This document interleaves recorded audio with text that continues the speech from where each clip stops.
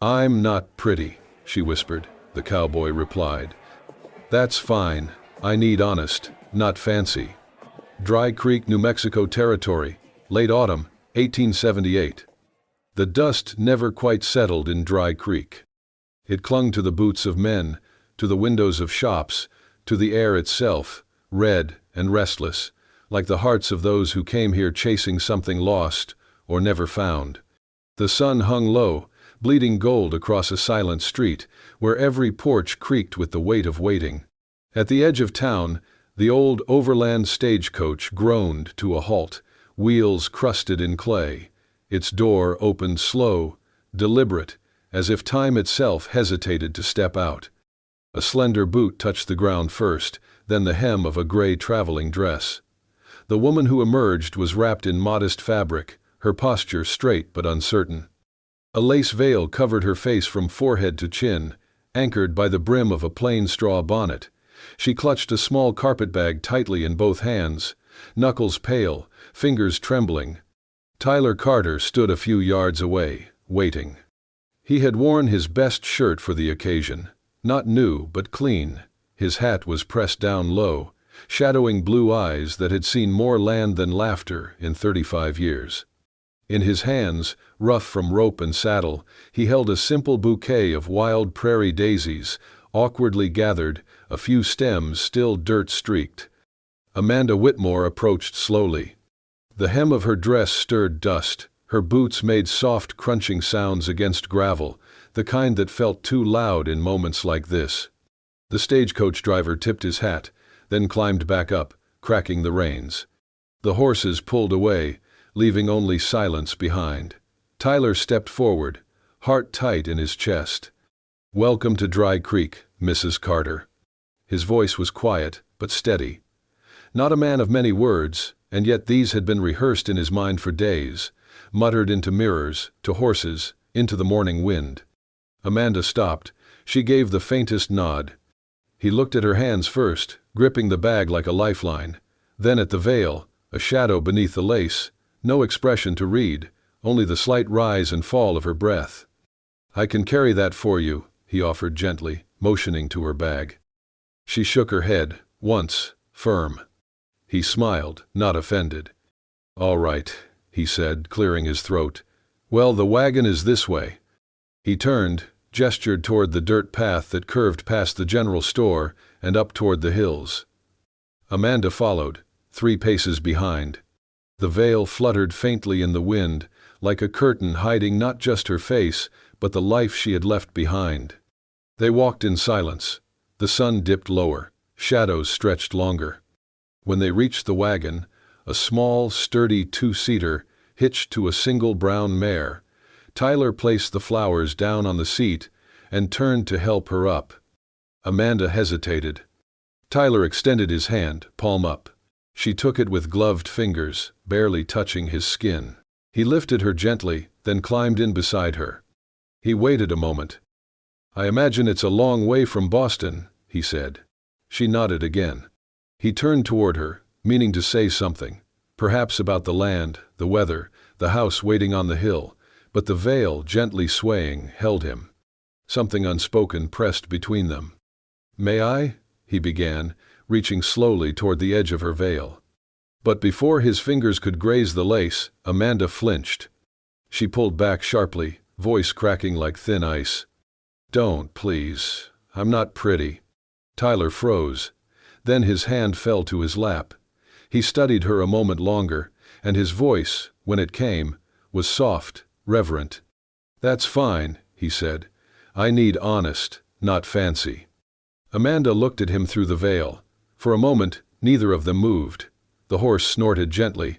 A hawk called somewhere in the distant cliffs. Then, Tyler picked up the reins. Without another word, they rode on, toward the hills, toward a house, toward something quiet and unnamed that waited in the dust. 1 week later. The Carter homestead stood quiet on the slope above Dry Creek, its clapboard siding weathered but sturdy, like the man who built it. Beyond the house, rows of fence line ran along golden grass, where cattle grazed slow and silent. Every sunrise arrived with wind in the wheat, and the scent of earth warmed by sun. Amanda rose early each day. She swept the porch, washed the tin dishes from breakfast, scrubbed the floors with pine soap, and baked biscuits without complaint. Her movements were precise, purposeful. The only sound that followed her was the swish of her skirts and the soft rustle of her veil. The veil never left her face. Not when she fed the chickens, not when she gathered water, not even when she stood in the kitchen alone. Tyler noticed, but said nothing.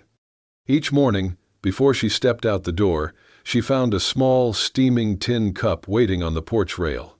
Always the same, strong tea with a hint of wild mint, placed neatly beside a folded piece of paper, the handwriting rough but careful. "Good morning, Mrs. Carter. I fixed the fence line today." Or, "The North calf was born overnight, healthy and loud." She never replied, but each day she drank the tea.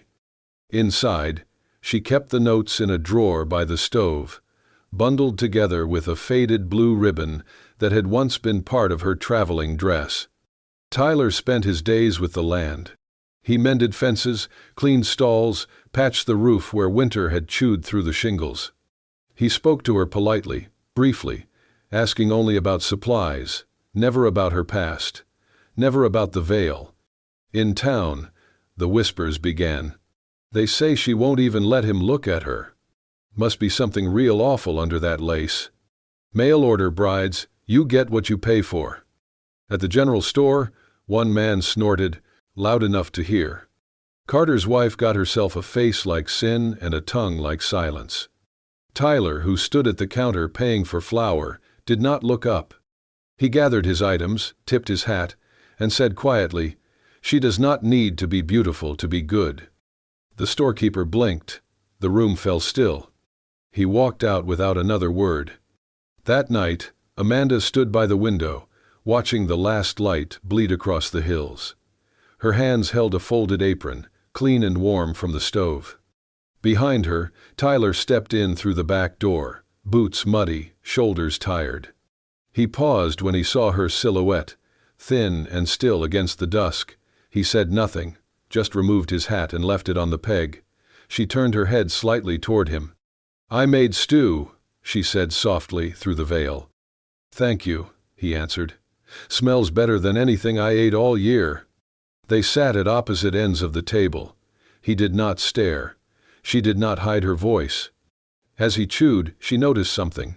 When he spoke to her, his gaze never lingered on her face, not with curiosity nor discomfort. He looked at her hands when she served bread. He watched the fire when she spoke. His attention was gentle, respectful. After dinner, he rose, cleared his plate. "I will fix the well pump tomorrow," he said. "It's stubborn as a mule." She nodded, fingers tightening on the edge of her cup. Outside, wind pressed against the walls like an old story trying to get in. Inside, two people who did not know how to fall in love sat in silence, learning how to be kind. Amanda sat at the small kitchen table, her hands stained faintly with blackberry jam from that morning's preserves. A thin sheet of parchment lay before her, creased where she had folded and unfolded it too many times. The ink on the page was still wet. "Dear Clara, you asked me once why I left, why I chose this. The truth is, I could not stay where every mirror felt like mockery. Do you remember when Charles broke off the engagement? He said I would frighten our children. He said he could not kiss a mouth that reminded him of fire. He said his mother warned him not to marry a girl with ruined skin." Her hand paused, hovering. He was right, perhaps. I do not look like the women in town. I do not smile easily. But I am still here. And I have not burned. She stopped writing.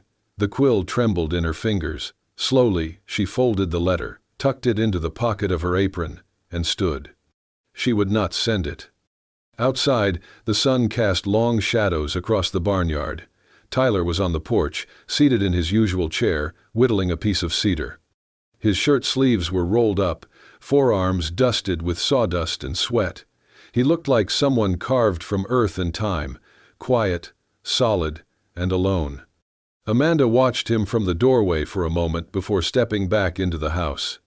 Later that evening, she brought in the folded laundry.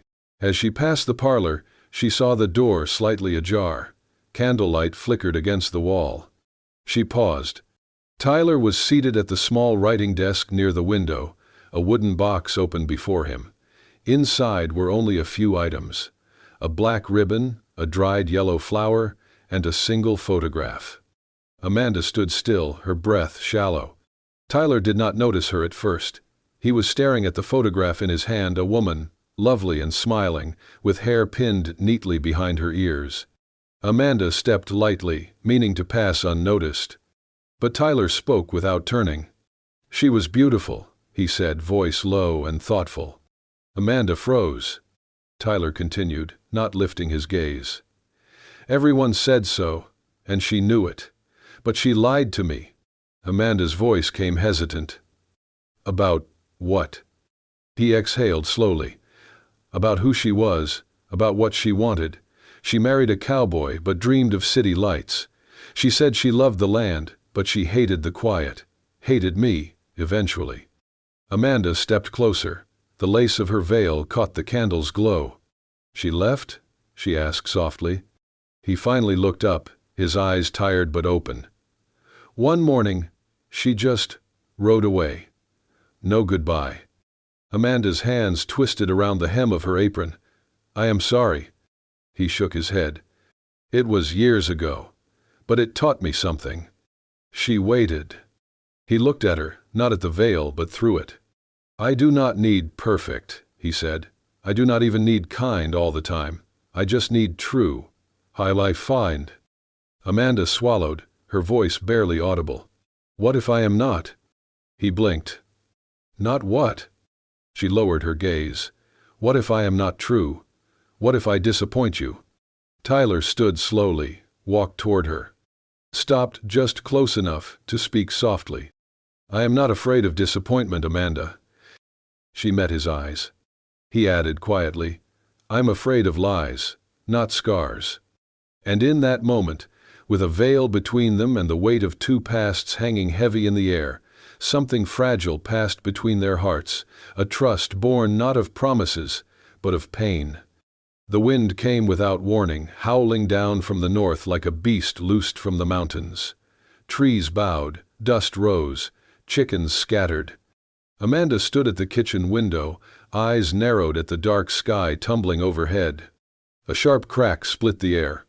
She turned toward the barn and saw the roof buckle, one corner collapsing in a blur of shingles and hay. Lightning flashed behind it. Thunder rolled so close it rattled the walls. Then she heard it, the frantic cries of horses.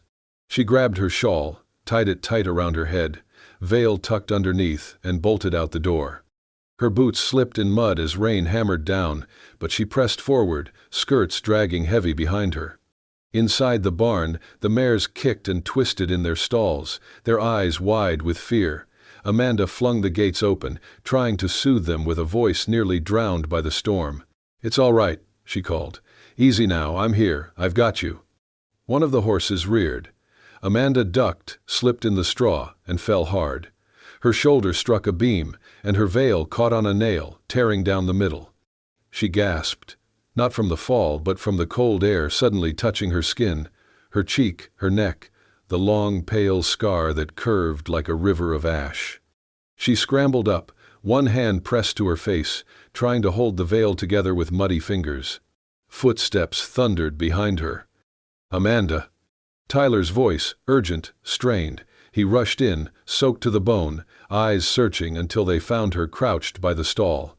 He dropped to his knees beside her. "You're hurt." "Don't look at me," she cried, turning away. "Please, do not look." Her voice cracked, full of something deeper than fear, shame, years thick. "I know I'm ugly. I know. I do not want your pity." Tyler froze. Then, slowly, he shrugged off his coat. Without saying a word, he draped it gently over her shoulders, pulling it close around her like a blanket. Amanda flinched at first, then stilled. His hands were shaking. Not from fear, not from disgust, from care. He helped her to her feet, one arm around her back, steadying her as the rain poured harder. They stumbled out of the barn and into the house, leaving muddy footprints on the wooden floors. Inside, he guided her to the bench by the hearth. The fire was low, flickering weakly. Tyler knelt in front of her, still breathless, still dripping. Amanda turned away, pressing the torn veil to her cheek. "I should have stayed hidden," she whispered. "I should have stayed inside."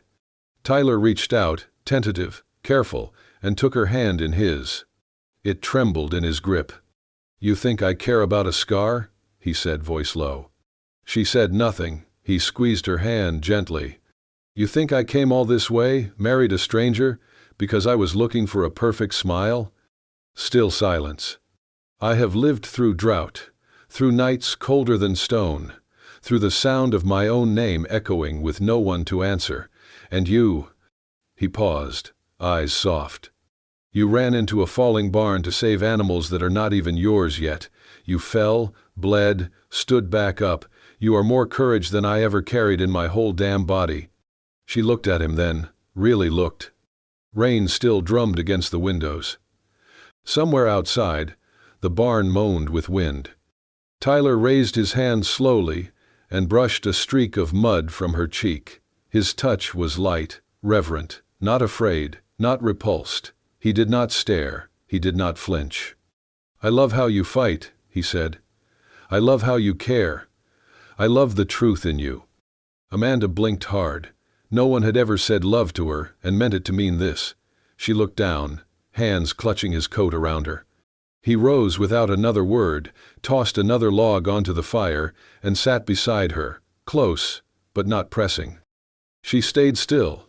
The veil, torn and sodden, lay forgotten on the floor. And though she would wear another in the days to come, something inside her had shifted, something quiet and small, but warm.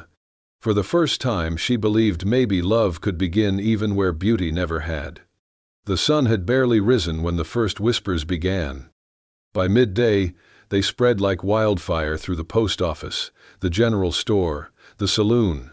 "Carter's wife, she wears that veil for a reason. Some say her face is half melted, burned bad in a fire. He married her sight unseen. Poor man didn't know better. She's not a woman, she's a warning." Someone, no one knew who, called her the monster bride. Amanda heard it behind her back first. Then one morning, she caught it full in the face.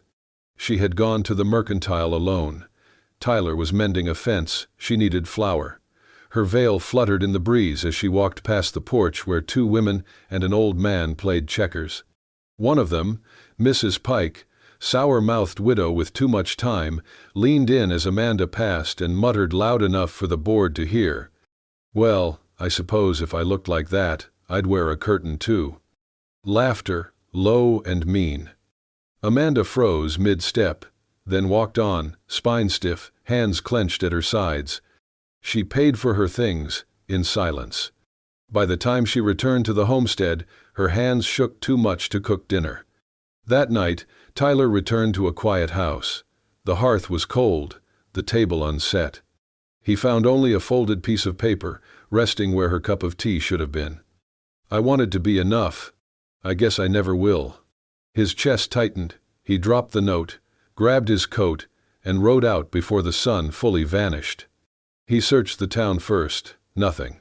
The hills, empty. Then he remembered. Amanda's mother lived 2 ridges over, past the old orchard. A widow, half-blind, poor as stone. Amanda had mentioned her only once, voice soft, almost guilty. Tyler rode through the night. The shack was crooked and leaning, smoke curling weakly from the chimney. He knocked once, then pushed the door open. The old woman sat in a rocker by the fire, a quilt over her knees, eyes milky but alert.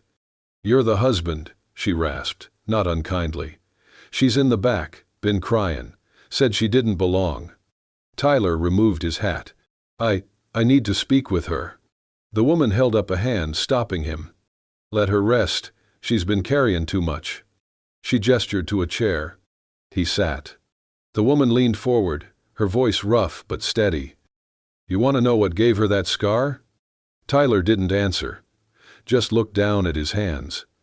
She was 16. There was a fire at the church house. A boy got stuck inside. No one would go in, not even the preacher. But she ran in after him, dragged him out. His mama still sends us letters, calls Amanda an angel. Tyler looked up, jaw tight. The woman smiled faintly. But you know how folks are. They forget who saved who. Only remember what's ugly. He swallowed hard. The image of Amanda, muddy, soaked, trembling in his coat, rose in his mind. She is not ugly, he said softly. No, her mother replied. She's the strongest person I know. But strong women break too, when love gets quiet. Tyler nodded. Then he reached out, gently, as if afraid to offend, and took the woman's frail hand in his own. Did you know, he whispered, that your daughter is the bravest soul in all of Dry Creek? The woman's lips trembled. Tyler stood, steady now. I will bring her home, he said, not because she needs saving, but because I cannot breathe right without her. In the next room, Amanda lay awake, tears soaking the pillow. She heard every word, and something inside her, heavy and hopeless for days, shifted, just a little, toward light. Tyler rode back under a sky the color of old tin, clouds drifting slow across the ridges. The wind had calmed since the night before, but the ache in his chest hadn't. When he reached the homestead, everything felt too quiet. Amanda's shawl still hung on its peg. Her teacup was still on the porch rail, rim stained with a hint of wild mint. Inside, the air was stale with silence. He lit the stove more out of habit than hunger, then walked to the small cedar chest beneath their bed. It was where she had placed her wedding dress, folded neatly, untouched since the day she arrived. He opened the lid. The fabric was soft, simple cotton with a high collar and hand-stitched trim. It had torn at the shoulder seam during the storm, the night she fell in the mud, the veil ripped, her shame laid bare. Tyler lifted the dress slowly, like something holy. He laid it across the kitchen table, smoothing the wrinkles with his calloused hands. Then he went to the cabinet, pulled out a sewing kit he had not used in years. The needle looked small in his fingers. The thread trembled as he tried to guide it through the eye. He cursed under his breath more than once, but never stopped. The stitches were crooked, uneven. Some puckered the fabric. But they held. Each one was deliberate, not rushed, not perfect, just honest. He worked by lamplight, hunched over the dress as if mending something far more fragile than cotton. Maybe he was. Maybe he hoped, stitch by stitch, to speak the words Amanda would not believe if he simply said them. He finished before dawn. The next morning, the townsfolk rose to find something strange on Carter's porch. The wedding dress hung from a wooden hanger on the railing, gently swaying in the morning breeze. Its hem kissed the floorboards, freshly cleaned, stitched with care. Above it, nailed to the post, was a small, hand-carved sign. The letters, carved rough, read, "For the bravest woman I know." People stopped. At first, just one, an old woman on her way to the well. She paused, stared, and walked on. Then another came, and another. By noon, someone had left a single daisy on the porch rail. An hour later, a jar of wildflowers joined it. By sundown, there were a dozen, bouquets, small notes, a fresh apple pie, even a crocheted shawl. No one spoke about it aloud. But the whispers changed. "She saved a child, you know. Ran into a burning building. Maybe Carter was right after all. She's not what we thought. She's more." Tyler said nothing to anyone. He sat on the porch that evening, boots muddy, hat resting on his knee. The wind shifted through the cottonwoods, brushing against the dress like fingers of memory. He watched as one man, quiet, usually cruel, approached with a bundle of bluebells. He placed them gently beneath the dress and stepped back, head bowed. "Guess I was wrong," the man murmured. Tyler didn't respond. He did not need to. The message had been sent, not with fists or arguments, but with thread.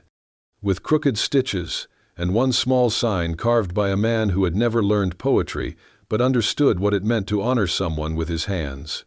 Amanda had not returned, but the house had begun to wait for her, not just as a place, but as a truth. She was not a hidden thing anymore. She was courage, sewn into cotton. And for the first time since Tyler Carter came to Dry Creek, the town saw love not as something pretty, but as something earned. Amanda arrived just as the sun began dipping behind the hills, its gold brushing the tops of the prairie grass like a whisper.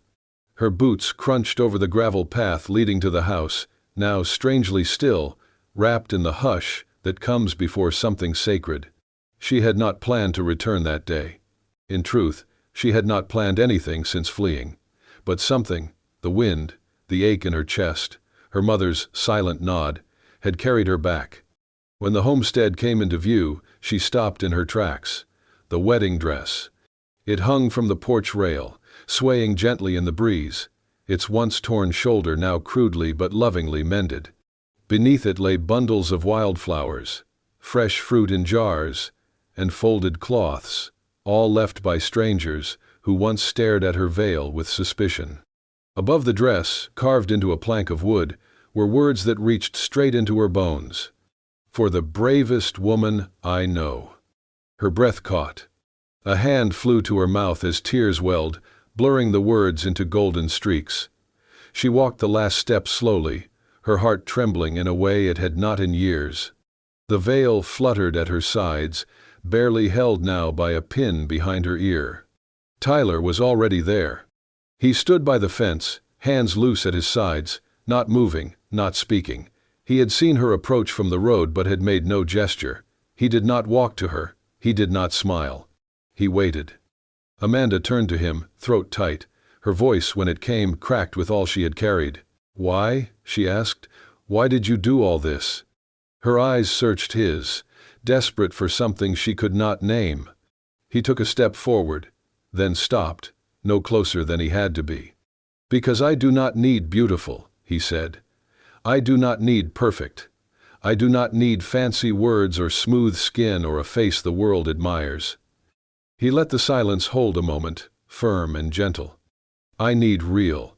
I need someone who runs into fire to save a child, who speaks less but means more, who hides, not out of vanity, but because the world never taught her how to be seen."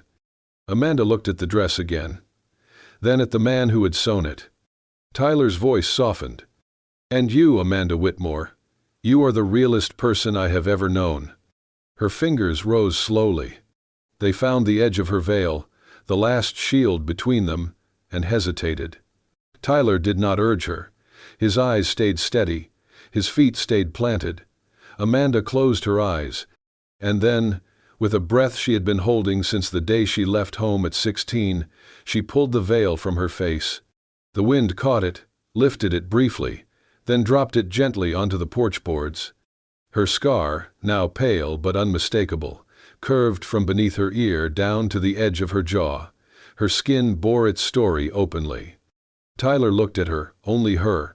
Not with pity, not with surprise. Just with the quiet awe of a man who had been waiting a very long time to finally see someone fully.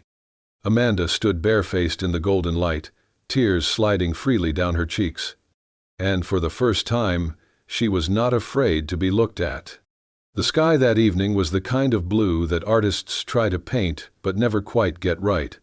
Washed soft by the light, touched gold at the edges, endless in every direction. The wind carried the scent of prairie grass and wild sage, rustling gently through the tall stems of the meadow behind the house. There, among the wildflowers, stood Amanda and Tyler. No church, no altar, no guests in fine clothes. Just a small gathering of neighbors, quiet and humbled, scattered among the field, standing in a respectful circle. Most of them had never spoken to Amanda directly before. Now they came not to judge, but to witness. Amanda wore her wedding dress, the same simple cotton one, its seams repaired by Tyler's own hands. She had removed the veil completely, her face uncovered beneath the soft curls pinned behind her ears. The scar across her cheek and neck was bare, catching the fading light with honesty instead of shame. Tyler wore a clean shirt, his sleeves rolled up like always, boots scuffed but polished. He stood tall, weathered, his hands folded in front of him like a man who had found the one thing he never thought he'd deserve. There was no preacher. Only an old neighbor, Mr. Henley, with a leather Bible in one hand and a harmonica in his pocket, who had agreed to speak a few words. "I figure," he said, looking around, "love don't always need a building or a bell. Sometimes it just needs two folks brave enough to stand still in the same place." A few chuckles, a few teary smiles. Amanda and Tyler joined hands. Tyler's thumb gently brushed over the back of hers, a small movement, but full of reverence. The wind played with her dress, tugged gently at his collar. When it was time for vows, Amanda's voice trembled, but did not break. "I don't have much to give," she said quietly, eyes only for him. "Just work-worn hands, a scarred face, and a heart that's learning how to stay." Tyler didn't speak for a moment. His throat moved as he swallowed. Then, softly, he said, "That's everything I ever needed." A silence settled over the field, sacred and still.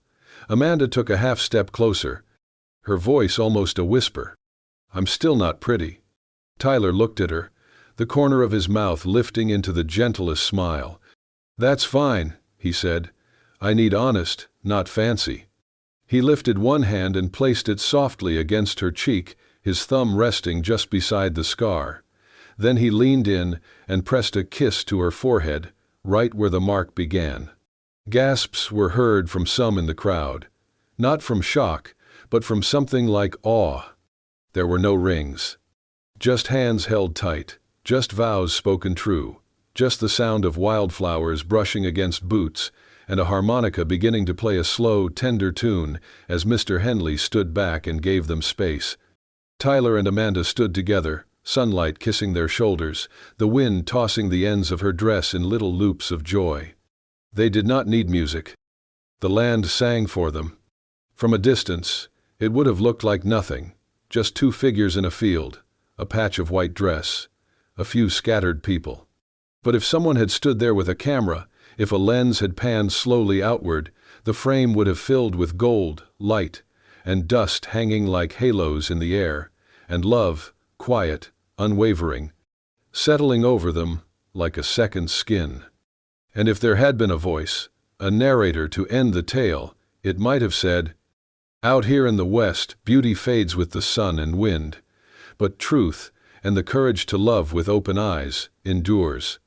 Then the scene would fade, the harmonica still playing softly, and the screen would darken, but the feeling, that ache, that warmth, would stay. If this story touched your heart, if it made you believe, even just a little, that love doesn't have to be perfect to be powerful, then you're already part of something we hold dear here. At Wild West Love Stories, we tell the kinds of tales that ride slow but hit deep, stories of scars and second chances, of men who speak soft, and women who dare to stay. Tap that bell, hit that like, subscribe to join us for more unforgettable romances from the heart of the American frontier. Because out here,